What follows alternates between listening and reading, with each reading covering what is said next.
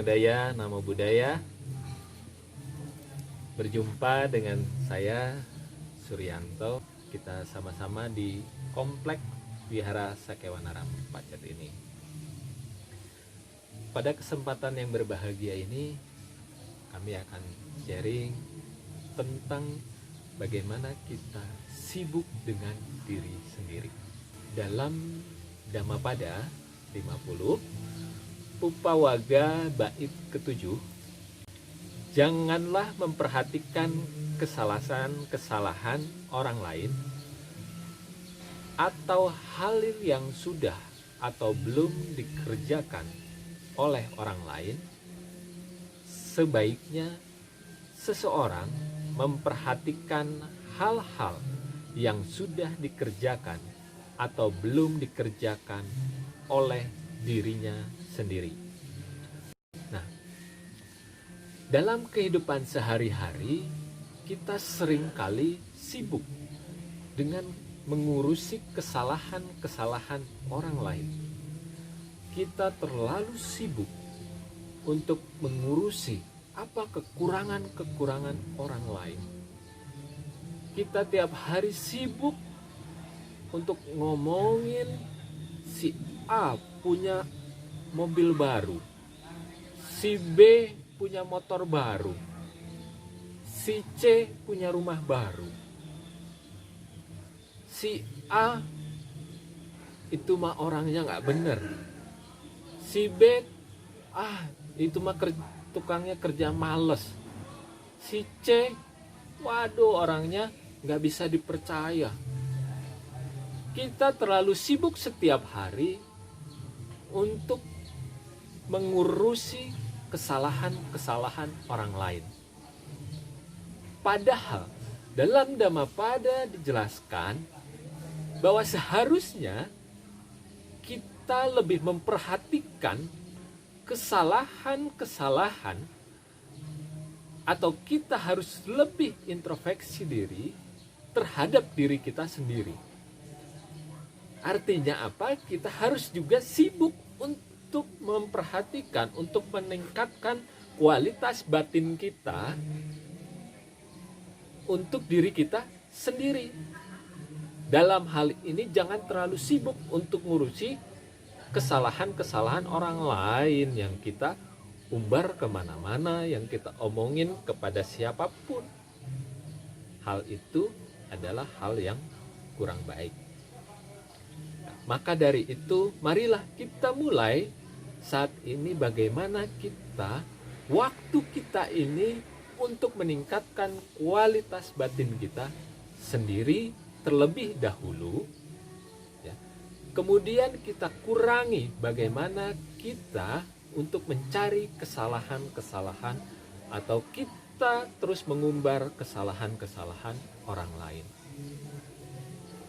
Bahkan seringkali kita terjebak untuk ngomongin istri kita kepada rekan kerja kita, suami kita kepada tetangga kita, orang tua kita kepada teman-teman kita. Kesalahan-kesalahan mereka kita ceritakan kepada orang-orang. Nah, itu adalah hal-hal yang kurang bermanfaat. Dalam Dhammapada ini dikatakan bagaimana kita melakukan sesuatu yang bermanfaat untuk diri kita sendiri, daripada kita terus mengomentari, terus mengumbar kesalahan-kesalahan orang lain. Nah, dalam hal ini akan dijelaskan empat kualitas manusia. Nah, salah satunya yang pertama adalah orang dengan kebiasaan gemar mengungkapkan kesalahan-kesalahan orang lain, baik ketika ditanya ataupun tidak. Ada ya tipe manusia seperti ini. Orang seperti ini, nggak kita tanya aja dia udah ngomongin orang lain. Apalagi kita tanya, tambah dia ngomongin orang lain. Ngomongin suaminya, ngomongin istrinya, ngomongin orang tuanya, ngomongin tetangganya, ngomongin orang-orang yang bersebangan dengan dia. Kita hanya deketin aja, dia sudah cerita macam-macam. Nah, ada tipikal orang yang seperti itu. Semoga kita semua berlatih supaya kita sebaliknya, kita mengomentari, kita menceritakan kebaikan-kebaikan orang lain. Ketika kita berbicara dengan orang lain, kita ceritakan hal-hal yang baik tentang orang tua kita, tentang suami kita, tentang istri kita, tentang teman-teman kita, rekan-rekan kerja kita. Itulah yang harus kita latih. Bukan sebaliknya ya. Ketika kita ketemu si A, kita omongin si B. Ketika kita ketemu si B, kita ngomongin si A, ini nggak bener, ini gini-gini. Nah, itu harus yang kita hindari. Kemudian yang kedua, tipe kualitas manusia, orang yang kedua adalah orang dengan kebiasaan sebaliknya dari yang pertama, yakni tidak mengungkapkan kebaikan-kebaikan orang lain, bahkan ketika ditanya sekalipun. Ya, ketika kita berbicara dengan orang lain, ditanya, suami kamu udah pernah kasih apa ke kamu? Kemudian si istri bilang, wah boro-boro ngasih, ya saya minta HP baru nggak dikasih, minta baju baru nggak dikasih, ya, cuma bisanya nyuruh istri masak aja. Nah, istri yang seperti ini tidak pernah menceritakan kebaikan suaminya, tetapi menceritakan kesalahan-kesalahan suaminya. Baik meskipun ditanya sekalipun apa kebaikan yang pernah suami ibu kerjakan, kepada ibu, tetap tidak mau menceritakan. Meskipun ada kesalahan, ada kebaikan seorang suami. Nah, yang patut kita ceritakan kepada orang lain adalah kebaikan-kebaikan suami kita, istri kita, anak kita, orang tua kita, saudara-saudara kita, rekan-rekan kita. Kebaikan-kebaikan itulah yang kita ceritakan. Ya, jangan disembunyikan kebaikan-kebaikan itu, karena kebaikan semakin diceritakan, semakin ditularkan, maka kebaikan itu akan berlipat ganda, terus menular kepada orang lain. Sebaliknya, ketika kesalahan orang lain kita ceritakan, kesalahan keluarga kita ceritakan kepada orang lain, itu akan menular, terus diceritakan lagi, sehingga membawa efek yang tidak baik. Tetapi ketika kebaikan, ketulusan itu yang diceritakan kepada sanak saudara, kebaikan saudara kita, kebaikan rekan-rekan kerja kita, kebaikan tetangga kita, kebaikan adik kakak kita, saudara, kita ceritakan kepada orang lain. Alangkah bahagianya, alangkah lebih baiknya ketimbang kita menceritakan kesalahan-kesalahan mereka. Nah, itu tipe yang kedua. Kemudian tipe yang ketiga adalah orang yang cenderung menyembunyikan kesalahannya. Orang yang cenderung menyembunyikan kesalahannya. Nah, ini seperti apa? Dia selalu gemar menceritakan kesalahan orang lain, sehingga ia punya kesalahan ditutup-tutupi. Dia punya kesalahan tidak boleh orang lain tahu. Dia tutupi terus meskipun sudah hampir ketahuan. Sudah ketahuan pun dia masih menutup-nutupi. Nah, inilah tipikal yang ketiga. Tapi bagaimana yang baiknya adalah sebaliknya. Ketika kita bisa mengakui kesalahan-kesalahan kita kepada orang yang menjadi subjek yang dari kesalahan-kesalahan kita, itu sungguh luar biasa. Kita mengungkapkan kesalahan itu, memohon maaf dan memperbaiki. Itu adalah hal yang baik. Tetapi ada sifat orang yang menutupi kesalahannya, kemudian menceritakan kesalahan orang lain untuk menutupi kesalahannya. Nah, itu tidak baik.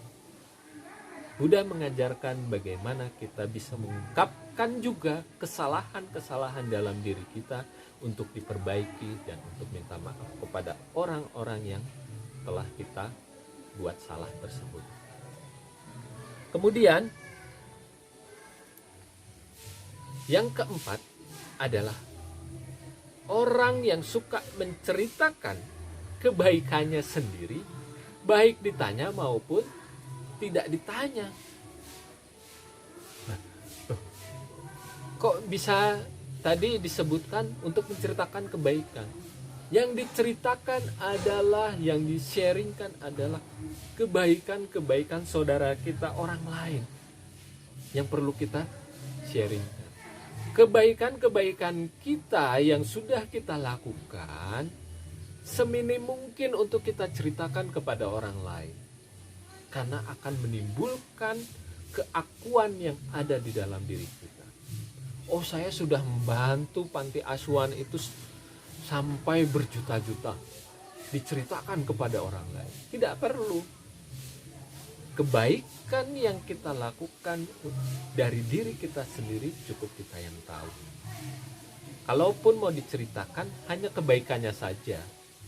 Ada yang menyumbang pantian asuhan tersebut, ada yang menyumbang wihara tersebut, meskipun dia yang menyumbang. Jadi kebaikan orang lain diceritakan, kebaikan diri sendiri sebisa mungkin itu adalah untuk karma kita sendiri. Tidak perlu kita gembar-gemborkan kebaikan yang telah kita lakukan. Secukupnya, seproporsi, seminimal mungkin kita ceritakan. Ya. Jadi yang pertama, sebisa mungkin kita menghindari untuk mengumbar, untuk bercerita tentang kesalahan-kesalahan orang lain. Yang kedua, bagaimana kita bisa menceritakan kebaikan-kebaikan orang lain. Kebaikan orang tua kita, kebaikan sanak saudara kita, kebaikan guru-guru kita kepada orang lain. Kemudian bagaimana kita juga tidak mengumbar kebaikan yang telah kita lakukan, karena akan menimbulkan kesombongan dan keakuan ego kita yang akan muncul pada saat itu. Nah, juga kita harus berani bagaimana kita mengakui kesalahan-kesalahan yang telah kita lakukan, dan bagaimana kita bisa mengintrospeksi dan mencari solusi dari kesalahan yang telah kita lakukan dan kita perbaiki. Nah, itulah bagaimana kita menyibukkan diri kita sendiri supaya batin kita positif, batin kita baik ketika kita bisa menceritakan kebaikan-kebaikan orang lain. Ketika kita bisa tidak menceritakan juga kesalahan-kesalahan orang lain. Di saat itulah kebiasaan yang sebaliknya kita lakukan. Di saat inilah kita balik kebiasaan itu. Kita sering menceritakan kebaikan orang lain, kita juga menghindari untuk menceritakan kesalahan-kesalahan orang lain kepada siapapun. Ya, jadi itulah bagaimana kita bisa menahan diri kita ya di situasi yang seperti ini, ya, situasi yang tidak menentu, banyak hoax di mana-mana. Banyak berita-berita yang memprovokasi di mana-mana. Sikap batin yang seperti inilah yang kita terus jaga, kita pelihara. Bagaimana kebaikan-kebaikan orang lain kita gali dan kita sebarkan, kita ceritakan. Kita seminimal mungkin untuk menceritakan kesalahan-kesalahan orang lain. Terima kasih atas perhatian dan kerjasamanya. Namo Sang Hyang Adanya, Namo Buddhaya.